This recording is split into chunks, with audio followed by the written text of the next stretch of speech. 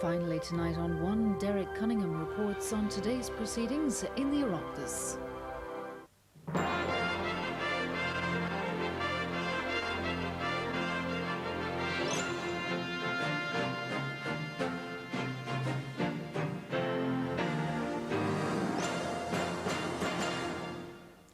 Hello and welcome to Oireachtas Report. The controversial release from prison of Private Lee Clegg was raised during a Fianna Fáil private members' motion dealing with the issue of prisoners. The Fianna Fáil leader Bertie Ahern accused the Secretary of State for Northern Ireland of acting in an irresponsible manner in releasing Private Clegg. The Taoiseach said the criteria applied in the release of Private Clegg should be applied to Republican and Loyalist prisoners as well. For the second time in a week, the Seanad mourned the death of one of its members. This time the Cathaoirleach, Senator Sean Fallon. The Dáil welcomed a new member, 24-year-old Mildred Fox, who won last week's by-election in Wicklow. First, the debate on prisoners in private members' business. Brian Jennings reports. The Fianna Fáil leader Bertie Ahern told the House that the release of paramilitary prisoners was an essential element of the peace process, and then he turned to the release yesterday of Private Lee Clegg. The urgency of the problem and the topicality of this motion tabled last Friday has been highlighted by the controversial decision by the Northern Secretary, Sir Patrick Mayhew, yesterday to release Private Lee Clegg, without clarifying the British Government's intention with regard to other prisoners. Our attitude is that there should be no double standards. Equity and justice mean that people are treated alike and fairly. Any suspicion of an intention on the British Government's part to leave matters rest there causes a deep sense of anger and frustration, particularly among nationalists and Republicans, but also among loyalist communities as well. We do not accept that soldiers in the British Army are entitled to fast-track release and indeed possible reinstatement when they've committed murder, unless that same approach is to be extended to others. We cannot have one law for those favoured by the British establishment and another law for everybody else. Mr Ahern said the decision of the Northern Secretary, Sir Patrick Mayhew, to release Private Clegg was irresponsible. The Secretary of State has acted in a very irresponsible manner with regards to the peace process, of which he ought to be one of the principal guardians. Since his career as Attorney General, when he played a crucial role in the stalker and shoot to kill cases and the Gibraltar 3 case, he has shown in controversial and politically sensitive cases very little regard for natural justice. Fianna Fáil's Eamon O'Queeve called for increased remission for paramilitary prisoners. He also said many of those prisoners had not actually been convicted of murder, but Private Clegg had. Yesterday was a dark day for Ireland and for the peace process. The worst fears of many people familiar with prisoner issues were confirmed. There is now an urgent need for the British Government to realise the magnitude of the injustice perpetrated in the unequal treatment of Private Lee Clegg when compared to the treatment being given to other prisoners, both loyalist and nationalist. However, it was not yesterday or in the last week that the urgency to tackle the prisoner problem in relation to the peace process arose. The Taoiseach said he agreed strongly that there should be a higher rate of remission for paramilitary prisoners, but that possible difficulties in Westminster could be preventing the British Government from acting. I strongly agree that there should be a higher rate of remission. The fact of the matter is that there is less likelihood of re-offence as a result of the existence of peace. And that's an objective fact. And it justifies, on objective grounds, it justifies earlier release. Of course it does. There can be no argument about that. But why it should happen? Partly, one of the reasons why it's not happening is obviously that there's a fear that as it involves legislation in Westminster, that there could be difficulties in getting that legislation agreed to by everybody. Now, as far as all we can do in this House is use our influence in Westminster, as I've done, by talking to both opposition and government to urge them to agree to the idea of 50% remission. For the second time in a week, Seanad mourned the death of one of its members. Last week it was Senator Gordon Wilson.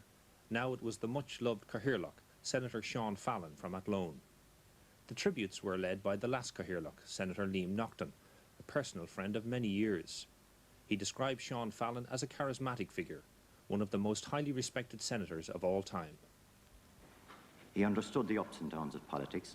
He was quick to congratulate and wish well to those who were successful, and equally sympathetic and understanding to those who were less fortunate. The mantle of Cathaoirleach sat lightly on his shoulders. He was a great Cathaoirleach, a natural. He wasn't confrontational. His witty interventions diffused many political explosive situations. Senators trusted his judgment and respected his rulings because they knew he was always impartial and would give fair play. The Leader of the House, Senator Maurice Manning, said they mourned a man of decency, goodness and integrity, a Cathaoirleach who had brought distinction to the high office he held. For the past 4.5 years, Sean Fallon has been our Cathaoirleach. As such, he spoke for the House, spoke for all of us, and represented us in the highest councils of the land. We could not have asked for more than he gave.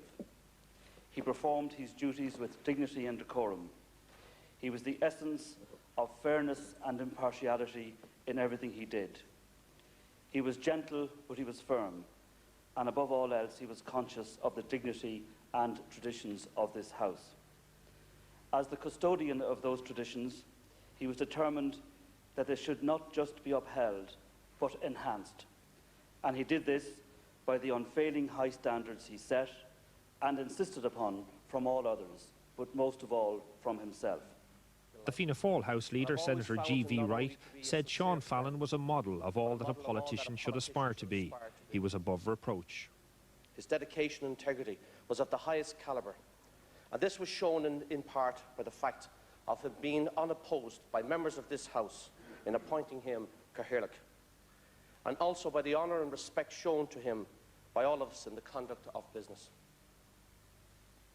At a time when politicians are treated sceptically and often criticised, Sean Fallon was above reproach, an example to all.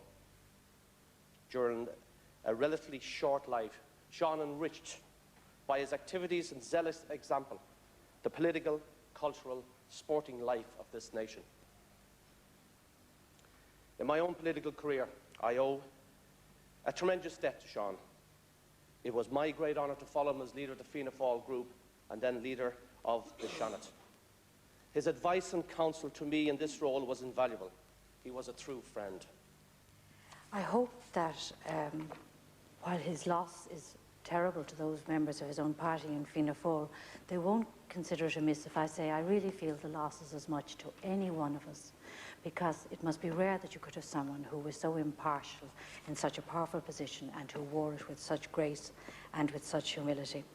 We really seem to be living in the worst of times at the moment, because within 1 week we have lost 2 of our finest members.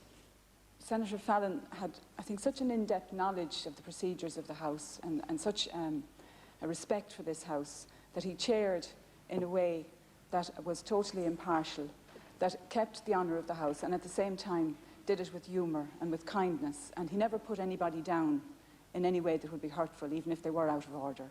He ran the House in a way, I think, that couldn't have been done in a better fashion. I think it's worth recording, Cathaoirleach, that he took over the chair at a very difficult time, and it was a measure of his authority that he restored the credibility of the chair almost immediately, and that was a measure of his stature as not just as a politician but as a parliamentarian, and he was very committed to Parliament. He was a kind man. He was a bearer of one of the senior constitutional offices of this state, and he bore that office with a great deal of dignity, but it never affected him. It didn't change him in any way. He was still the same Sean Fallon that he'd always been. And in the Dáil, the Taoiseach praised Sean Fallon for his work as Cathaoirleach, saying he had brilliantly carried out the duties of his office. I think that the way in which he handled debates in the Seanad was exemplary. I know from all members in the Seanad, and he had obviously a particularly difficult task in the Seanad in recent times, where majorities have changed and so on.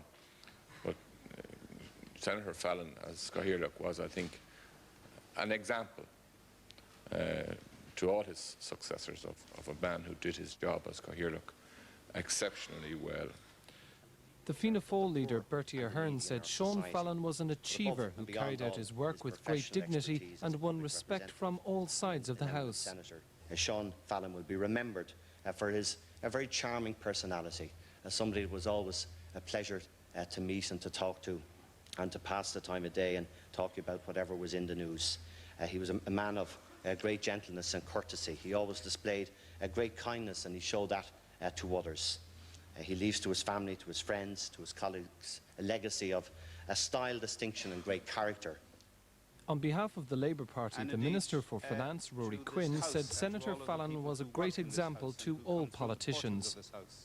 Someone who proved something that frequently is lost in the heat of battle, that you can be a person of conviction, that you can be a person of immense loyalty to the traditions of the party to which you belong and indeed which you love, and at the same time remain courteous, affectionate and decent in the pursuit of your own ideals. The Progressive Democrat leader Mary Harney said Senator Fallon had exercised the role of Cathaoirleach with dignity and credit.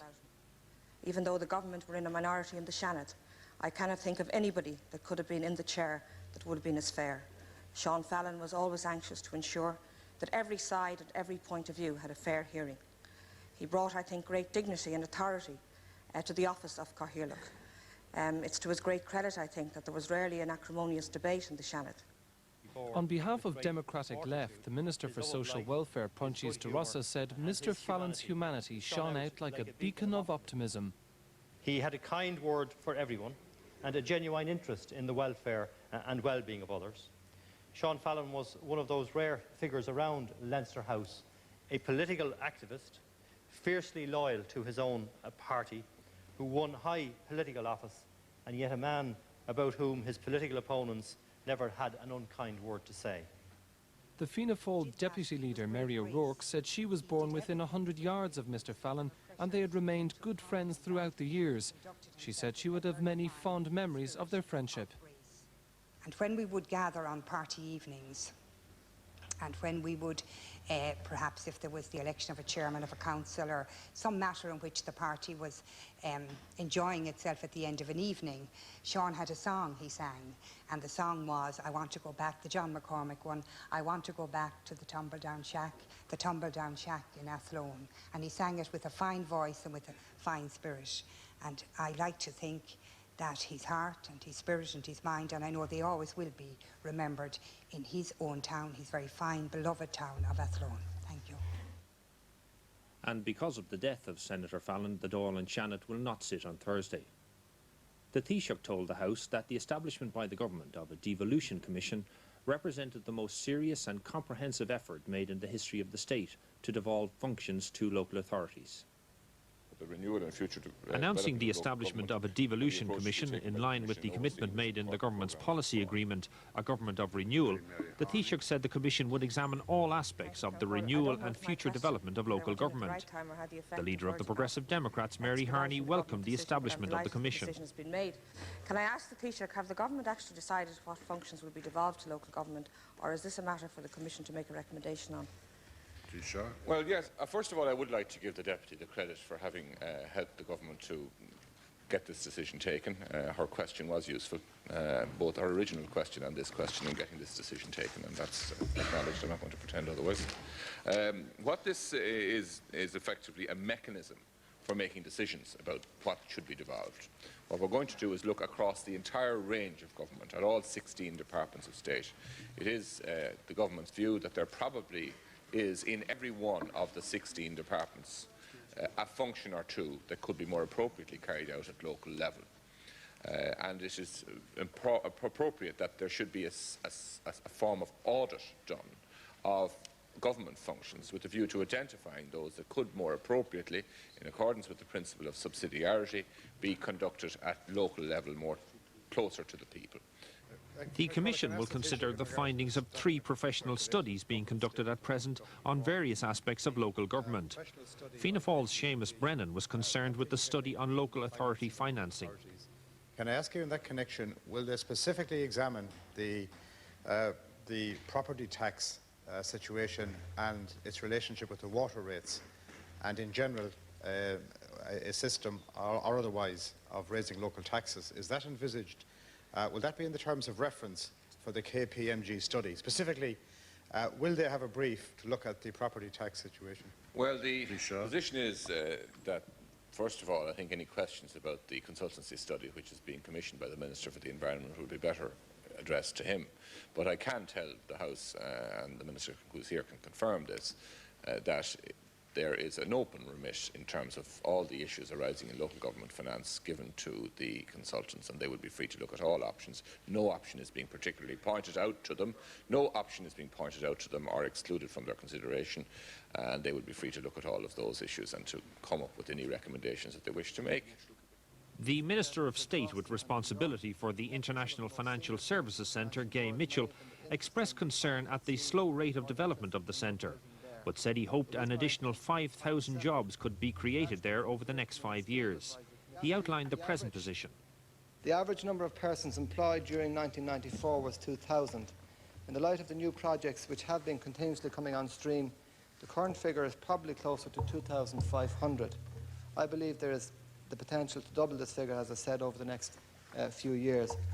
I am concerned about the slow pace of development in the centre.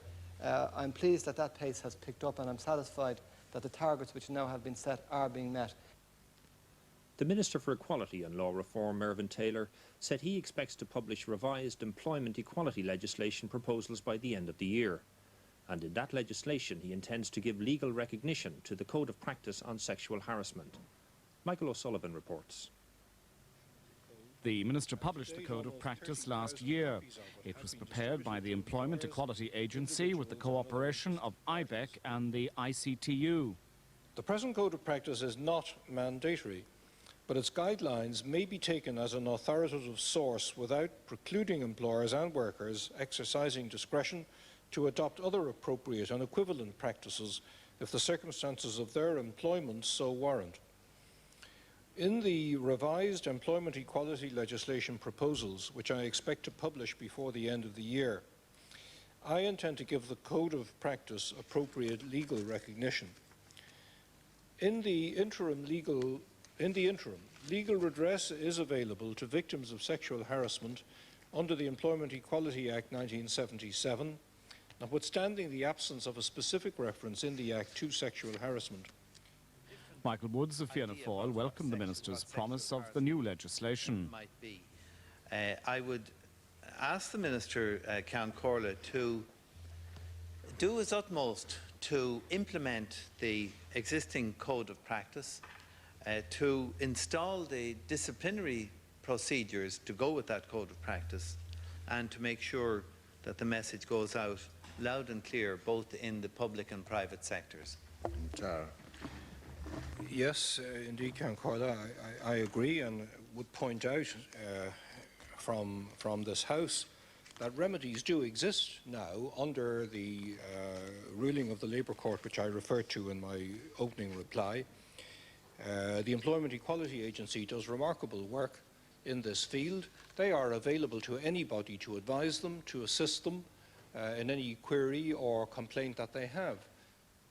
In another question, Dr. Woods asked the Minister about his plans to tackle the disadvantages faced by people with disabilities. I quite agree with Deputy Woods that the question of access and mobility are very important matters, and I fully support anything that can be done or arranged from time to time.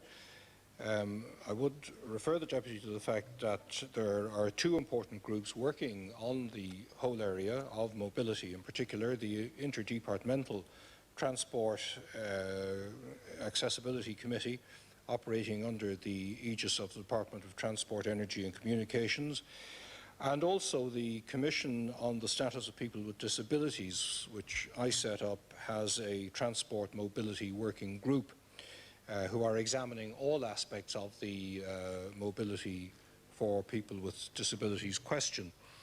I look forward to receiving their report before too long now, and obviously whatever their recommendations may be will be carefully examined. And finally, the newly elected independent TD for Wicklow, Mildred Fox, took her place in the Dáil after being formally introduced to the Ceann Comhairle. At 24, Deputy Fox is the youngest member of the House and the 22nd woman member of the Dáil. Warm applause greeted Deputy Fox as she was led into the Dáil chamber by the Father of the House, Deputy Neil Blaney. Mildred Fox topped the poll in last week's by-election to take the seat held by her father, the late Johnny Fox. Her election brings the number of women deputies to 22, the highest in the history of the state. After being formally introduced to the Ceann Comhairle, she took her place alongside her fellow independent deputies. And that's it from this edition of Oireachtas Report.